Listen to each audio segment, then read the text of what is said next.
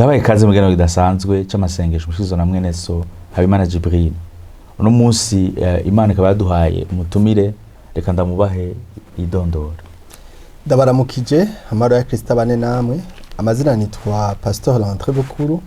Kaba nagiriwe bakwe cyo gusangira namwe ijambo ry'Imana mu kiganiro c'amasengesho.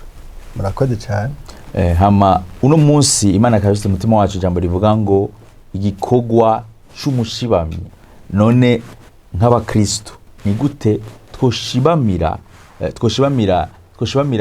amasezerano yacu, twoshibamira ivy'Imana ndikira tubwira.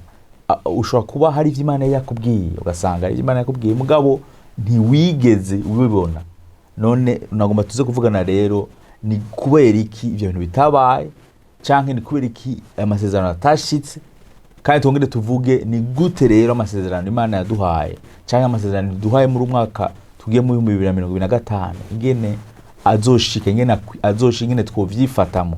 Rero tudatebye nk'abantu dusome muri Habakuki igice ca 2 umurongo wa mbere havuga ngo nzohagarara nshibamye nje ku munara wo gushibamako nkenguze ndabe ico ari bumbarire nico ndi bumwishure ku vy'amaganya yanje. Nagomba dusimire ku murongo wa 3 havuga ngo kuko ivyerekanywe bifise igihe vyashingiwe kandi vyihutira gushikako ntibizobesha naho vyotebagana ubirorere kuko bitazobura kuza bitazoteba.